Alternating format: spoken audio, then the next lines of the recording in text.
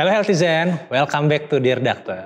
Dan masih bersama dengan saya, Dr. Erik yang lagi jaga standby hari ini. Semoga para Healthizen sehat-sehat semua ya. Dan buat yang baru gabung di Dear Doctor, langsung aja nih bisa kasih konsultasi kalian ke saya via Instagram dan Twitter. Nanti bakal saya bahas di Dear Doctor. Dan untuk kali ini sudah ada banyak pertanyaan-pertanyaan yang masuk. Dan pastinya saya juga sudah siap untuk menjawabnya. Tapi sebelum saya mulai menjawab pertanyaan teman-teman Healthizen, saya tidak akan bosan untuk selalu mengingatkan, selalu pakai maskermu ya untuk kesehatan, dan selalu terapkan 5M. Nah, pertanyaan pertama langsung saya bacakan ya. Pertanyaan pertama datang dari Lulu. Dear Doctor, sekarang ini teman-teman dekat sudah banyak tertular COVID-19. Saya jadi parno. Parnonya nggak cuma kena mental, tapi kena fisik juga. Kayak pusing mual gitu dok, apakah itu normal dok? Dear Lulu, betul, ini adalah hal yang wajar terjadi. Ini adalah yang dinamakan dengan gejala psikosomatis. Gejala ini adalah gejala yang secara fisik bisa muncul dan serius akibat adanya faktor-faktor psikologis. Istilah psikosomatis ini biasanya digunakan untuk seseorang yang merasakan ada sugesti berupa keluhan fisik yang diduga disebabkan karena faktor-faktor psikis, bisa cemas, stres, atau depresi. Contohnya nih, kalau ada berita-berita mengenai COVID-19 yang terus-menerus kita baca, itu bisa diproses nanti di dalam otak kita dan tubuh kita. Jadi ada bagian tubuh kita namanya hipokampus dan amigdala untuk memproses informasi-informasi tersebut, sehingga ketika kita menerima informasi yang berlebihan, membuat area ini terlalu aktif bekerja, mengaktifkan hormon-hormon sistem saraf otonom juga secara berlebihan. Jadi yang menyebabkan tubuh kita dan mental kita selalu dalam keadaan siaga nih, siaga. Dan juga mengalami kecemasan. Ketidakseimbangan ini yang akhirnya memunculkan gejala psikosomatis itu sebagai reaksi supaya kita siap siaga dalam menghadapi ancaman terhadap tubuh kita. Nah, keadaan ini bila dibiarkan terus-menerus tidak baik Healthizen. Karena gejala-gejala ini bisa menimbulkan sampai kepada gangguan, yaitu gangguan cemas ataupun gangguan depresi. Semakin kita cemas atau takut, semakin banyak juga hormon stres yang diproduksi oleh tubuh.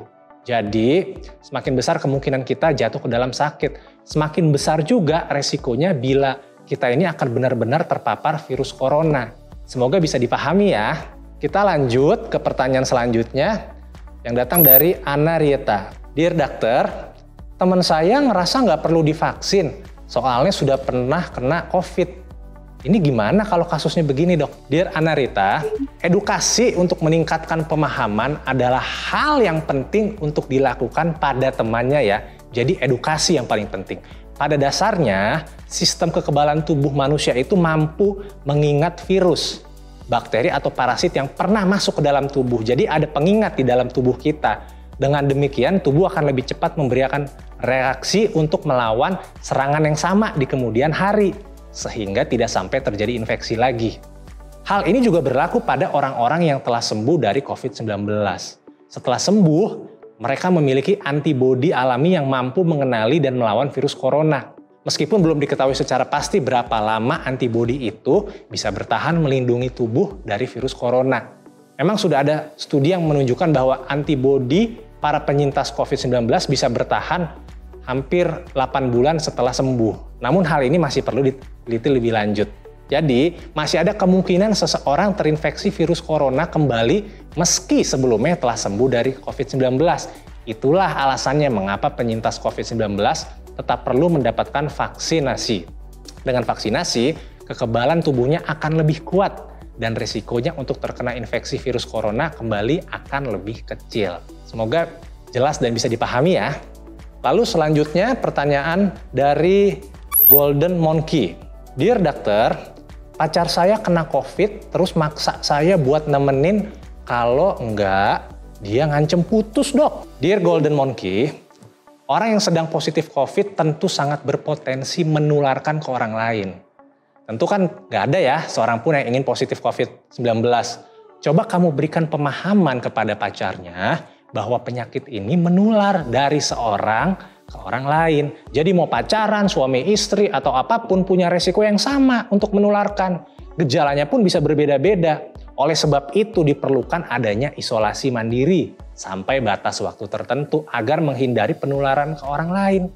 Namun, meskipun kamu tidak dapat menemani secara langsung, sampaikan juga bahwa kamu tetap ada untuk mendukung dia. Contohnya memberikan makanan dari luar kamar, menghubungi dia, menanyakan kabarnya, memberikan dukungan baik moral maupun material, dan tetap ada untuk dia sampai ia sembuh. Namun nih, bila ia terus memaksa untuk menemani di dekatnya saat ia positif COVID, mungkin kamu perlu mengevaluasi lagi nih hubungan kamu dengan dirinya. Baik, kita lanjut ke pertanyaan selanjutnya dari Holy Horace. Dear Doctor, gimana cara jagain mental orang tua supaya nggak panik ataupun down? Apalagi baru suspek aja belum tentu positif. Saran dong dok. Dear Holy, memang penting sekali untuk memvalidasi perasaan yang dialami oleh orang tua itu adalah nyata. Tentu ketika kita menunggu hasil dari swab itu belum tahu negatif atau positif, pasti ada perasaan cemas ya. Validasi atau terima perasaan itu, jangan kita sanggal. Agar orang tua kita bisa merasa bahwa kita juga turut merasakan loh apa yang ia rasakan.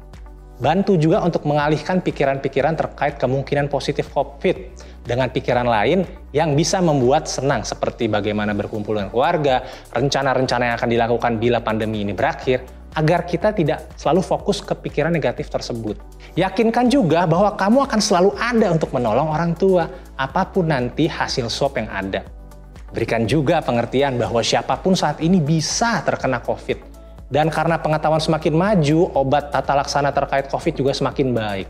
Jadi salah satu yang paling penting juga kita harus memantau terus kondisi orang tua kita baik dari fisik maupun mental.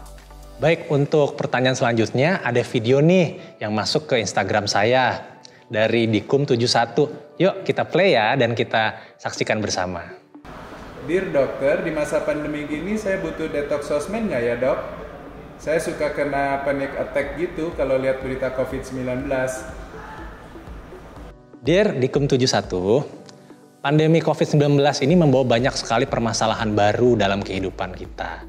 Pada dunia kerja dan pendidikan khususnya. Ada juga loh dampak yang paling terasa, yaitu pemanfaatan teknologi digital secara berlebih. Meski banyak keuntungan juga dari sosial media dan juga bidang digital ini, tidak dipungkiri juga bahwa hal tersebut juga bisa memberikan dampak negatif terhadap kesehatan. Nah, berikut saya ingin memberitahu beberapa cara untuk detoksifikasi sosial media ya. Jadi, yang perlu kita lakukan adalah mematikan telepon kita saat sebelum tidur atau jauhkan dari jangkauan, karena menggunakan ponsel sebelum tidur atau bahkan menonton TV juga bisa mengganggu ritme dan juga waktu tidur kita. Lalu yang selanjutnya, tetapkan batas waktu untuk mengakses ke gadget kita dalam jangka waktu tertentu. Jangan kita membaca konten yang sama lagi dan lagi. Atur apa yang kita mau tonton atau baca. Berlatih juga untuk melakukan jarak sosial dengan ponsel kita. Jangan selama 24 jam ponsel kita selalu ada di samping kita dan kita lihat terus-menerus. Kita juga bisa mematikan notifikasi untuk hal-hal yang tidak diperlukan. Hanya melihat atau membaca informasi dari sumber yang dapat dipercaya. Lalu ketika kita berada di rumah, kita juga perlu membentuk zona bebas gadget di rumah kita, bisa di ruang makan atau kamar tidur. Harus bebas dari gadget. Batasi penggunaannya selagi berada di sana. Sebagai gantinya, kita bisa menghabiskan waktu berkualitas bersama keluarga atau juga melakukan kegiatan yang kita sukai. Lalu juga jangan gunakan ponsel setidaknya selama 24 jam. Nah, ini mungkin sebuah tantangan dan tidak semua orang juga bisa lakukan. Jadilah offline dan juga kita harus melakukan me time, manjakan diri kita, berolahraga, berekreasi di dalam rumah untuk membantu pikiran kita lebih rileks dan juga lebih tenang. Kita bisa mengalahkan kecanduan media sosial kita dengan melakukan cara-cara tersebut. Lalu pertanyaan selanjutnya dari Roni 236. Dear Dokter, kok saya ngerasa saya jadi sulit tidur ya selama pandemi ini dok? Ada tips nggak biar tidurnya bisa nyenyak dok? Dear Roni, jadi pada saat siang hari, nikmatilah cahaya alami di saat ada sinar matahari yang bisa membantu tubuh kita itu pada saat malam hari tetap konsisten dengan jadwal tidur kita.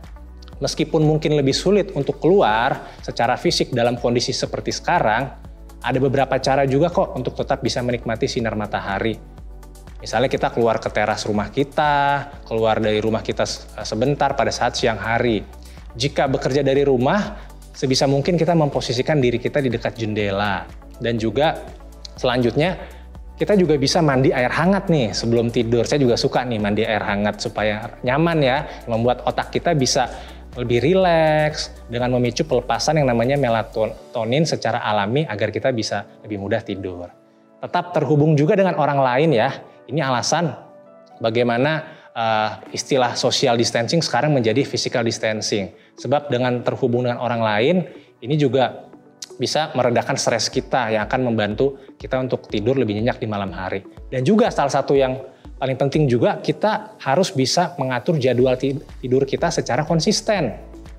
Jangan pada saat hari ini kita tidur jam 8 malam, besok jam 10, besok jam 12, besok lagi jam 1 pagi. Nah, karena otak kita juga akan bingung sebenarnya mengatur ritme tidur kita. Dan bukan tidak mungkin juga irama tidur kita, irama sirkadian kita itu akan terganggu. Jadi jangan lupa ya, atur waktu tidur kita secara konsisten setiap harinya. Bisa juga mulai tulis jurnal harian. Ya, jurnal harian itu adalah sebuah hal yang bisa kita tulis tentang kegiatan kita pada hari ini, apa-apa saja pikiran-pikiran kita. Coba kita tuangkan ke dalam buku apa saja yang membuat kita khawatir. Dan rencanakan daftar-daftar yang ingin kita lakukan pada hari berikutnya. Lalu kita juga perlu membatasi ya waktu main gadget kita. Wah, ternyata waktu jaga saya sudah habis nih. Tapi Dear Doctor akan tetap selalu menunggu konsultasi dari para Healthizen yang nanti akan dijawab di episode selanjutnya. Semoga apa yang saya share hari ini sudah bisa menjawab semua pertanyaan dari Healthizen sekalian ya. So, saya Dr. Erik pamit untuk episode kali ini. Sampai ketemu lagi di episode selanjutnya. We share because we care.